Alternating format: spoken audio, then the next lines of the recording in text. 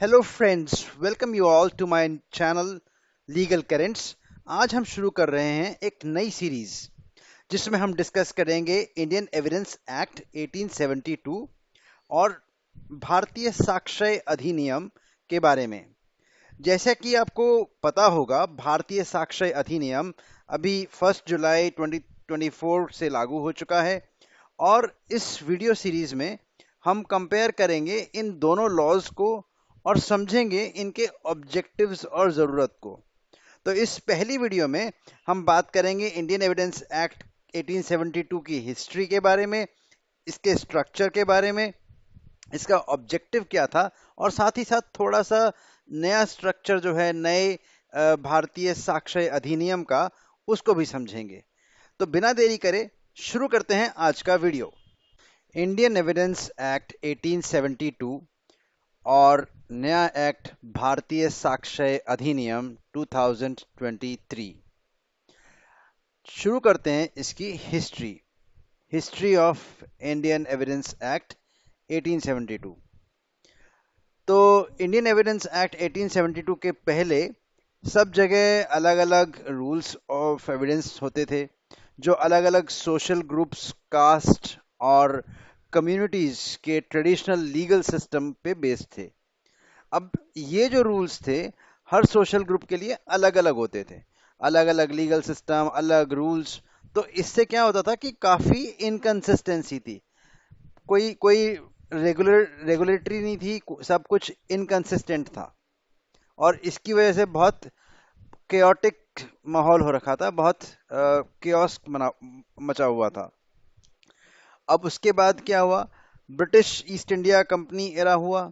अब उसमें 1726 में किंग जॉर्ज ने एक रॉयल चार्टर दिया जिसने जो प्रेसिडेंसीज थी बॉम्बे, मद्रास और कलकत्ता में मेयर कोर्ट्स को स्टैब्लिश किया और ये कोर्ट्स इंग्लिश एविडेंस लॉ को फॉलो करते थे। अब लेकिन टाउन्स के बाहर इन कोर्ट्स के अलावा जो है टाउन्स के बाहर मुफस्सिल, मतलब रूरल में, जो रूरल एरियाज में मुफस्सिल को यूज किया जाता था। अब कोई स्पेसिफिक लॉज तो है नहीं जिससे लोकल कोर्ट्स को बहुत ज़्यादा डिस्क्रिशन मिल गया और तभी कंफ्यूजन ज़्यादा बढ़ गया। पहले तो इनकंसिस्टेंसी थी ही 1872 में, और 1726 में जब ब्रिटिश एरा था उस टाइम पे और बहुत ज़्यादा लीगल इनकंसिस्टेंसी थी। 1872 में भी सेम सिचुएशन बनी रही और उसके बाद ज़रूरत पड़ी इस लॉ को कोडिफाई करने की। तो यूनिफॉर्म एविडेंस लॉ की कमी के कारण लीगल एडमिनिस्ट्रेशन अनसेटिस्फैक्टरी था। तो ब्रिटिश गवर्नमेंट ने इस प्रॉब्लम को रिकॉग्नाइज किया और स्टैंडर्डाइज एविडेंस लॉ की ज़रूरत को महसूस करते हुए इसको लाया गया। तो British government Indian evidence law को लेके आई थी, इतना समझ में आ गया होगा। अब इनिशियल अटेम्प्ट्स क्या हुए, इसमें कौन से दो कमीशंस इन्वॉल्व थे।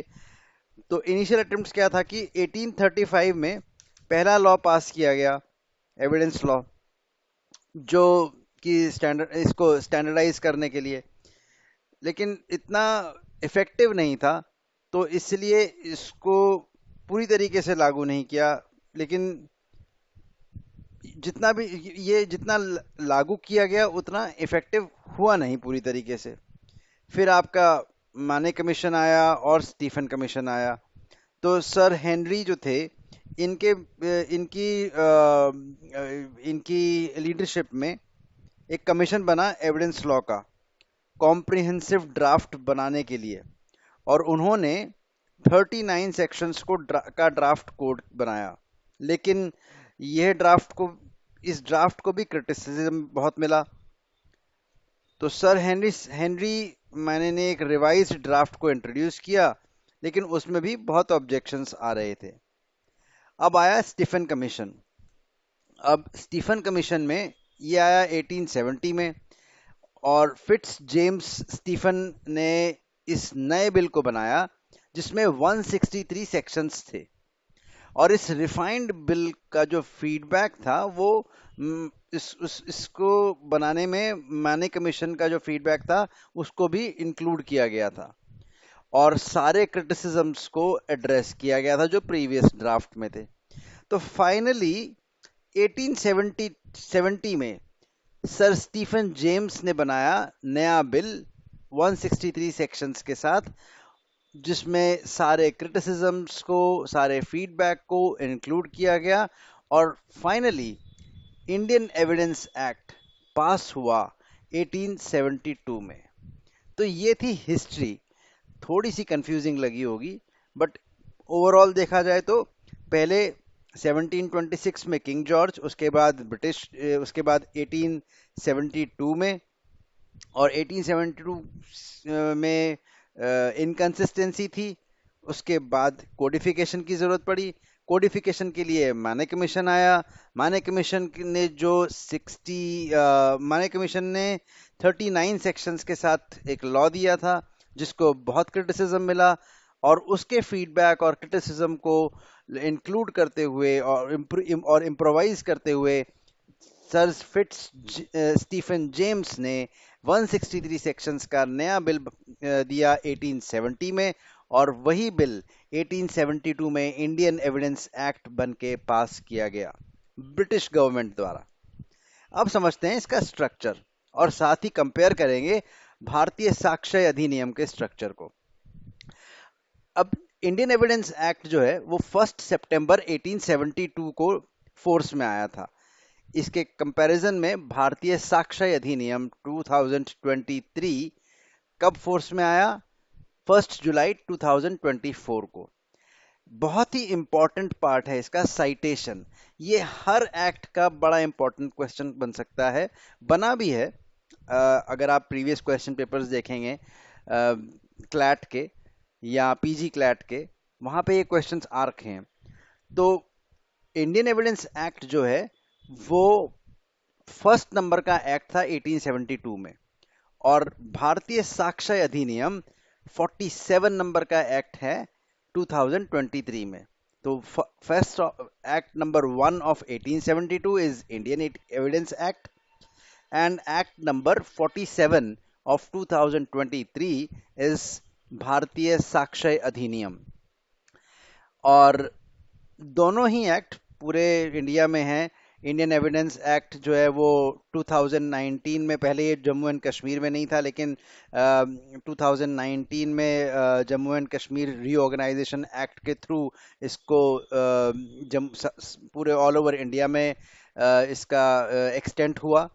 पार्ट 3, अच्छा सबसे इंपॉर्टेंट चीज, कितने पार्ट्स हैं, कितने चैप्टर्स हैं, कितने सेक्शंस हैं, ये दोनों का समझ लेते हैं। इंडियन एविडेंस एक्ट में 3 पार्ट है, 11 चैप्टर है, 167 सेक्शंस हैं। और भारतीय साक्ष्य अधिनियम में 4 पार्ट हैं, 12 चैप्टर्स हैं, और 170 सेक्शंस हैं। आगे के वीडियोस में मैं आपको कंपैरिजन बताऊंगा कि जिसमें इंडियन एविडेंस एक्ट में कौन से सेक्शन में क्या था और भारतीय साक्ष्य अधिनियम में क्या क्या चेंजेस आए हैं। ठीक है जी, आगे बढ़ते हैं। अब जो 3 पार्ट हैं इंडियन एविडेंस एक्ट के, उसमें पार्ट 1 में कौन से सेक्शंस हैं, कहाँ तक के सेक्शंस हैं, पार्ट 2 और पार्ट 3 में कहाँ तक के सेक्शंस हैं, एंड सिमिलरली कंपेयर करेंगे कि भारतीय साक्ष्य अधिनियम में कहाँ तक के कौन से सेक्शंस को कवर किया गया है। तो पार्ट 1 जो है वो सेक्शन 1 से लेकर सेक्शन 55 तक का है। पार्ट 2 56 से 100 तक का है, और पार्ट 3 101 से 167 तक का है। बड़ा सिंपल बना रखा है इंडियन एविडेंस एक्ट में। 1 to 155 सेक्शन पार्ट 1 हो गया, 56 to 100 बहुत easy to remember, 56 to 100 part 2 बन गया, पार्ट 3 101 टू लास्ट 167, खत्म। भारतीय साक्ष्य अधिनियम में पार्ट 1 में यानी प्रिलिमिनरी में सिर्फ 2 ही सेक्शंस हैं। पहला सेक्शन है एक्सटेंट के बारे में बात करेगा, दूसरा सेक्शन डेफिनेशंस के बारे में बात करेगा। पार्ट 2 रेलेवेंसी ऑफ फैक्ट्स की बात करेगा, section 3 to section 50। Part 3 on proof की बात करेगा, सेक्शन 51 टू 103। और part 4 production and effects of evidence की बात करेगा, जो कि सेक्शन 104 से लेकर 170 तक है। तो पार्ट 1 प्रिलिमिनरी सेक्शन है, सेक्शन 1 और 2 की बात कर रहा है। पार्ट 2 रेलेवेंसी ऑफ फैक्ट्स की बात कर रहा है, सेक्शन 3 से सेक्शन 50 तक। पार्ट 3 ऑन प्रूफ की बात कर रहा है, 51 से 103 तक। और पार्ट 4 एविडेंस की बात कर रहा है, मतलब इफेक्ट और प्रोडक्शन ऑफ एविडेंस, कैसे एविडेंस, कौन से एविडेंस को इफेक्ट में ला सकते हैं और कैसे प्रोड्यूस करना है उनको, उसके बारे में बात कर रहा है 104, यानी 104 से 170 तक। ये है एक बेसिक स्ट्रक्चर दोनों एक्ट्स का, इंडियन एविडेंस एक्ट और भारतीय साक्ष्य अधिनियम का। अब एक क्वेश्चन, बड़ा इंपॉर्टेंट क्वेश्चन, और ये क्वेश्चन आता भी है कि इंडियन एविडेंस एक्ट जो है वो हमारे चैप्टर 7 जो है, चैप्टर 7 कॉन्स्टिट्यूशन का, वो लिस्ट बताता है, स्टेट लिस्ट, कॉन्करेंट लिस्ट, इसके बारे में बात करता है। तो इंडियन एविडेंस एक्ट कौन से एंट्री में आता है? तो कॉन्करेंट लिस्ट में थर्ड लिस्ट की एंट्री में 12th नंबर की एंट्री है कॉन्करेंट लिस्ट में। ठीक है, तो कॉन्करेंट लिस्ट मतलब क्या, कि जहां पे स्टेट और सेंट्रल दोनों लॉज को अमेंड कर सकते हैं, वो होती है कॉन्करेंट लिस्ट। तो चैप्टर 7 किस बारे में बात करते हैं? इंडियन कॉन्स्टिट्यूशन, यहाँ पे थोड़ा सा बताया था, इंडियन कॉन्स्टिट्यूशन में चैप्टर 7 जो है, स्केड्यूल 7, चैप्टर 7 नहीं, स्केड्यूल 7 जो है वो बात करता है स्टेट लिस्ट, यूनियन लिस्ट और कॉन्करेंट लिस्ट के बारे में। तो कॉन्करेंट लिस्ट में आपका ये इंडियन एविडेंस एक्ट भी आता है।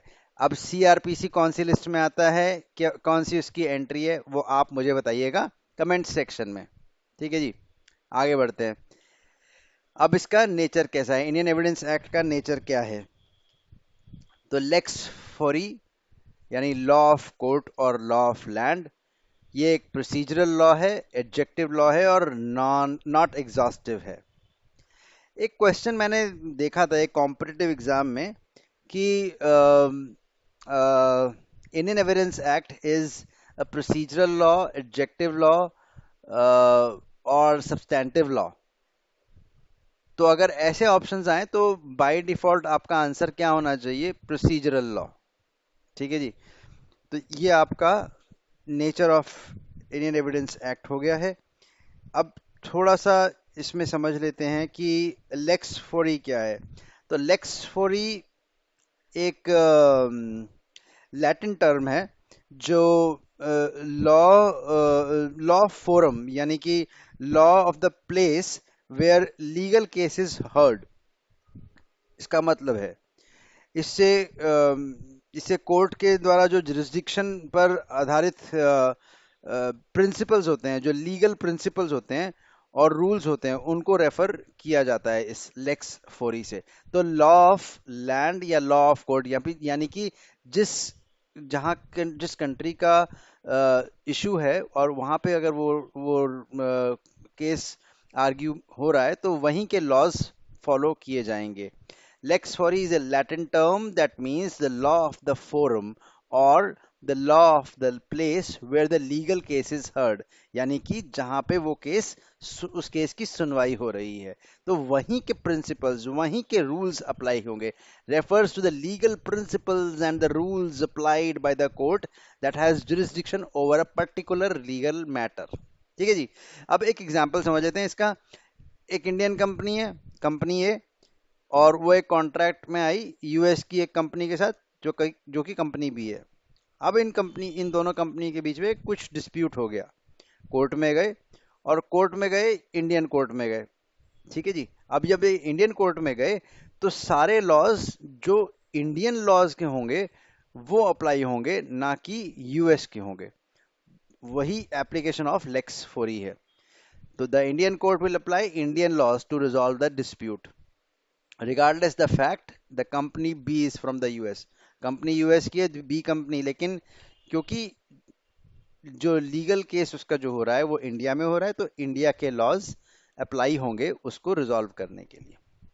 ठीक है, ये हो गया हमारा nature of Indian evidence act. Procedural law पता होगा, सारे प्रोसीजर्स होते हैं, प्रोसेसेस होते हैं। एडजेक्टिव लॉ नॉन एग्जॉस्टिव है, ये आपको पता होना चाहिए। अगर कोई क्वेश्चन है इसके बारे में तो आप मुझे कमेंट बॉक्स में पूछ सकते हैं। अब बात करते हैं ऑब्जेक्टिव्स की। इंडियन एविडेंस एक्ट के ऑब्जेक्टिव क्या है? Uniformity, fair trials, clear guidelines, relevance, reliability, judicial efficiency, comprehensive framework, rights protection, adaptation of local context, consistency। ये कुछ पॉइंट्स हैं। ये objective of Indian evidence act question आ जाता है एलएलबी के एग्जाम में। लेकिन आपको ये पता होना चाहिए कि क्यों इसका इसका मेन रीजन क्या है, इसका ऑब्जेक्टिव क्या है। इसका ऑब्जेक्टिव है, अब समझ लेते हैं अच्छे से, कि जो यूनिफॉर्मिटी, यानी कि जो इंडिया में जितने भी कोर्ट्स हैं, ठीक है, इंडिया में जितने भी कोर्ट्स हैं उसमें एविडेंस की एडमिसिबिलिटी और असेसमेंट के लिए को लेकर के एक यूनिफॉर्म और कंसिस्टेंट सेट ऑफ रूल्स होने चाहिए। ये है uniformity. Establish a uniform and a consistent set of rules for admissibility and assessment of evidence in the courts across India. मैंने वही बताया कि जो एविडेंसेस हैं, एविडेंसेस की एडमिसिबिलिटी और असेसमेंट को लेके इंडिया में जितने भी कोर्ट्स हैं उसको लेके एक एक कॉमन, एक यूनिफॉर्म सेट ऑफ रूल्स होने चाहिए, कंसिस्टेंट सेट ऑफ रूल्स होने चाहिए। और अब सेकंड है फेयर ट्रायल्स। अब फेयर ट्रायल्स क्या करता है? फेयर ट्रायल्स इंश्योर करना है कि एविडेंस को ऐसे प्रेजेंट और इवैल्यूएट किया जाए जिससे इम्पार्शियल और फेयर ट्रायल हो, फेयर जजमेंट हो। To ensure that evidence is presented and evaluated in a manner that promotes fair and impartial trials. Clear guidelines. So, clear guidelines provide clear guidelines on what constitutes admissible evidence, thus reducing ambiguity and confusion in legal proceedings. मतलब कि जो guidelines provide करी हैं वो वो ऐसी admissible evidence जिससे legal proceedings में कोई कोई एम्बिग्यूटी ना हो, कोई कंफ्यूजन ना हो। जितनी भी गाइडलाइंस है एविडेंस को एडमिसिबल करने की, प्रेजेंट करने की, असेस करने की, वो सारी कॉमन होनी चाहिए, कंसिस्टेंट होनी चाहिए, जिससे कहीं पे भी कोई भी ट्रायल में कोई एम्बिग्यूटी या कोई कंफ्यूजन क्रिएट ना हो। रेलेवेंस। अब रेलेवेंस क्या है कि एविडेंस का रेलेवेंस क्राइटेरिया को डिफाइन करना है यहाँ पे कि जो जो एविडेंस है उसकी क्या रेलेवेंसी है, उसकी उसकी रेलेवेंसी का जो एक कोई क्राइटेरिया होना चाहिए उसको डिफाइन किया जाएगा, जिससे लीगल केसेस में पर्टिनेंट इंफॉर्मेशन कंसीडर की जाए। अब डॉक्यूमेंट एविडेंस कैसे होते हैं? Documentary evidence, oral evidence. अब नए लॉ में तो डिजिटल एविडेंस भी कंसिडर होंगे। रिलायबिलिटी, जो एविडेंस जो कोर्ट में प्रेजेंट किया जाए उसकी क्रेडिबिलिटी और रिलायबिलिटी क्या है, मतलब establish the standards for the credibility and reliability of evidence that is presented in the court. Judicial efficiency, streamline the process of evidence presentation and evaluation to make judicial proceedings more efficient। मतलब कि जो भी process है उसको इतना simplify, इतना streamline करना है प्रेजेंटेशन, जो एविडेंस को प्रेजेंट करने के लिए, उनको इवैल्यूएट करने के लिए, उनकी जुडिशियल प्रोसीडिंग्स के लिए, कि वो बहुत एफिशिएंट हो और जल्दी से ट्रायल को क्लोज किया जा सके। Comprehensive framework offers a comprehensive legal framework that covers various types of evidence including oral, documentary and circumstantial evidences. तो मैंने अभी बताया था कि कैसे कैसे कौन से एविडेंसेस होते हैं, उसके लिए क्या फ्रेमवर्क है उन डॉक्यूमेंट्स को, उन एविडेंसेस को प्रेजेंट करने के लिए, उसका उस फ्रेमवर्क को इस कॉम्प्रिहेंसिव फ्रेमवर्क में बताया गया है। Rights protection protects the right of individuals by ensuring that evidence is handled in a manner that respects legal and procedural safeguards। जो भी evidences हैं उनको उनको उनको सिक्योरिटी के साथ हैंडल किया जाए, उनको उनको प्रोटेक्ट किया जाए, और इंडिविजुअल के rights, ensuring the individual rights of individuals. ठीक है। adaptation to local context and consistency. Consistency promotes consistency in the judicial decisions by providing standardized approach वो सेम सेम ही चीज़ है जो अभी तक बात करी है हमने कि भाई आपका जो एविडेंस है उनकी एडमिसिबिलिटी और उनकी परमिसिबिलिटी के लिए एक सेट ऑफ रूल्स होंगे, वो कंसिस्टेंट सेट ऑफ रूल्स होंगे जिससे कोई एम्बिग्युइटी नहीं होगी, जिससे ट्रायल फेयर एंड जस्ट होगा. Everything talks about the same things, but we have different topic, different points here. So I think it is more easy to understand to write when you are writing in an exam. Next point is what is the need of भारतीय साक्ष्य अधिनियम. अब इतने सालों से हमारे पास चल रहा था 1872 onwards, we are using this Indian Evidence Act 1872, तब से चल रहा है, ब्रिटिशर्स के ज़माने से, और बहुत इफेक्टिव है. बहुत तब इंडिया में आज भी अच्छी प्रेजेंस है इसकी. लेकिन अब भारतीय साक्ष्य अधिनियम को लाने की क्या ज़रूरत पड़ गई? अगर आपको अगर आपने नोटिस किया हो कि क्राइम भी पहले जैसा क्राइम नहीं होता है. क्राइम भी डिजिटल एरा को के हिसाब से चेंज हो गया है. तो इसी वजह से लॉज को भी मॉडिफाई करना जरूरी है, मॉडर्नाइज करना जरूरी है. तो तो क्यों जरूरत पड़ी पहले की मॉडर्नाइजेशन ऑफ लॉज? अब इंडियन एविडेंस एक्ट जो है 1872 का, वो बहुत पुराना है, 150 ईयर्स ओल्ड एक्ट है. और BSS aims to modernize the legal framework to reflect current realities and technological advancements. क्या कहा मैंने शुरू में कि डिजिटल एरा, क्राइम भी डिजिटल एरा को के हिसाब से बदल गया है. पहले जैसा क्राइम नहीं होता है, अब टेक्नोलॉजी को यूज करके क्राइम होता है. तो उसी हिसाब से हमारे लॉज में भी, फ्रेमवर्क में भी चेंज आना चाहिए, जिससे हम जो क्राइम में टेक्नोलॉजी को यूज किया गया है उसके एविडेंसेस को कंसिडर कर सकें. Second is incorporation of digital evidence. मैंने अभी थोड़ी देर पहले बताया था कि पहले ओरल एविडेंस, डॉक्यूमेंटेड एविडेंस होते थे, लेकिन अब इलेक्ट्रॉनिक एविडेंस को भी कंसिडर किया जाएगा फ्रॉम बीएसएस 2023, इस नए एक्ट से.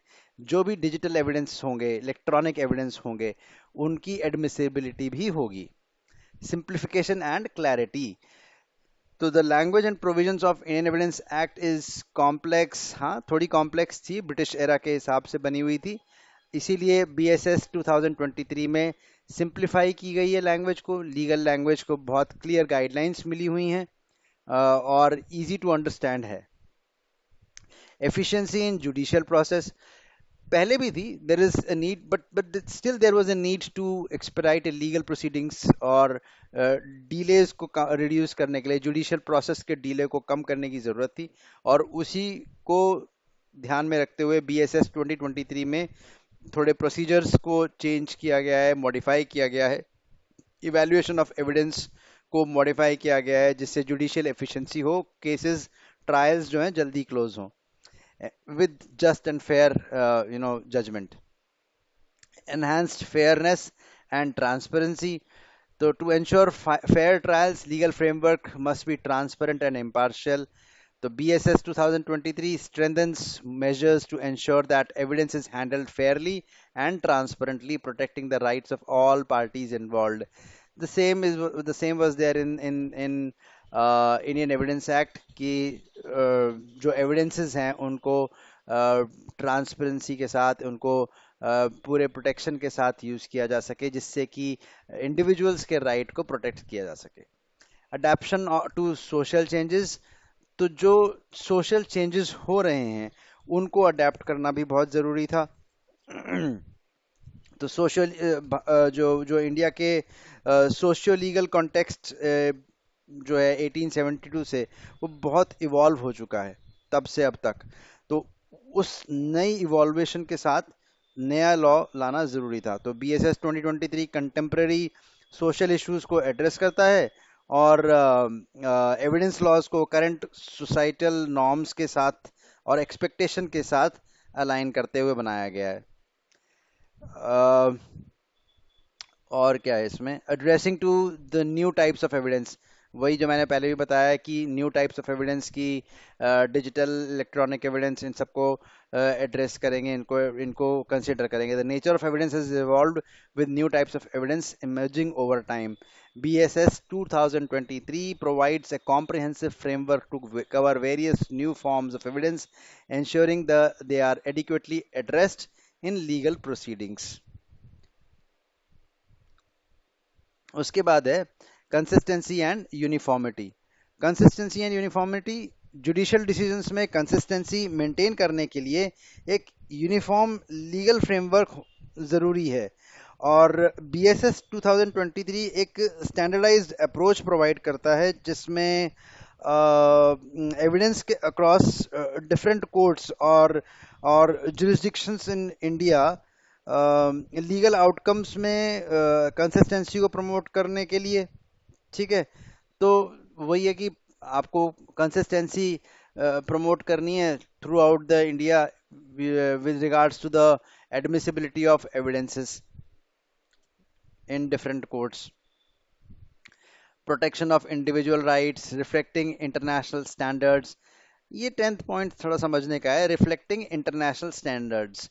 Legal system world wide has evolved and there is a need to align with international standards.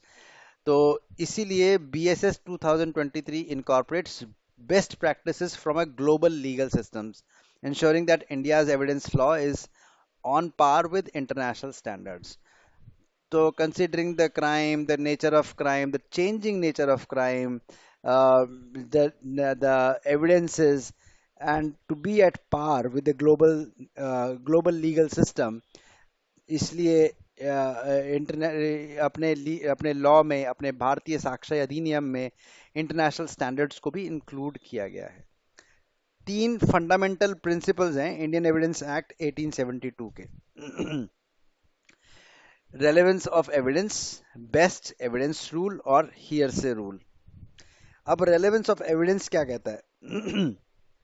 Evidence जो डायरेक्टली या इनडायरेक्टली फैक्ट्स इन इशू से रिलेटेड हो, सिर्फ वही कोर्ट में एडमिसिबल हैं.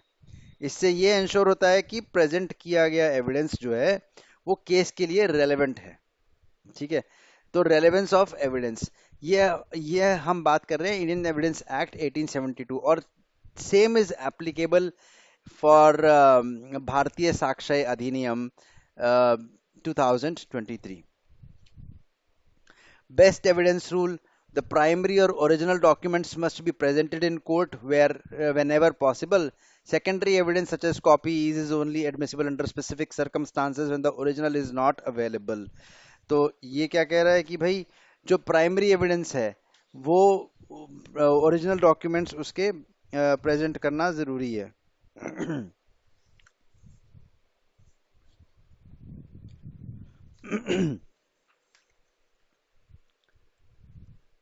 और third and last fundamental principle is hearsay rule. Hearsay rule क्या बोल रहा है? हियरसे एविडेंस यानी कोर्ट के बाहर की स्टेटमेंट्स जनरली एडमिसिबल नहीं होती हैं अनलेस कोई सर्टन एक्सेप्शंस में आती है, जैसे डाइंग डिक्लेरेशन हो गई तो वो एडमिसिबल होगी. लेकिन उसके बाहर, उसके अलावा जैसे कोई बातचीत किसी ने करी कि मैंने सुना था कि इसने ऐसा किया है, तो वो एज एविडेंस नहीं, हियरसे रूल वो एविडेंस नहीं होगा. इससे ये इंश्योर होता है कि कंसिडरेशन में आने वाला एविडेंस जो है वो रिलायबल हो और डायरेक्टली ऑब्टेन्ड हो. तो ये थे 3 प्रिंसिपल्स, 3 फंडामेंटल प्रिंसिपल्स जिस पे इंडियन एविडेंस एक्ट बेस्ड. तो ये था आज का वीडियो इंडियन एविडेंस एक्ट 1872 और भारतीय साक्ष्य अधिनियम 2023 पे बेस्ड. इसमें हमने इंडियन एविडेंस एक्ट की हिस्ट्री को समझा, कंपेयर किया भारतीय साक्ष्य अधिनियम और इंडियन एविडेंस एक्ट के स्ट्रक्चर को, और हमने नीड्स क्या थी भारतीय साक्ष्य अधिनियम को लाने की, क्या जरूरत थी उसको भी समझा. ऑब्जेक्टिव क्या है इंडियन एविडेंस एक्ट के और क्या फंडामेंटल प्रिंसिपल्स हैं इंडियन एविडेंस एक्ट के, इन सब को हमने आज के वीडियो में कवर किया है. इन केस आपको इससे रिलेटेड कोई भी क्वेश्चन है, कोई भी डाउट है, please do right in the comment box. अगर आपको इसका PDF चाहिए तो please do right me at legalcurrents@gmail.com पे. और अगर आपको ये वीडियो अच्छा लगा है तो please do like, subscribe, comment and share this video with all your friends and colleagues. मिलते हैं नेक्स्ट वीडियो में. Till then bye and take care.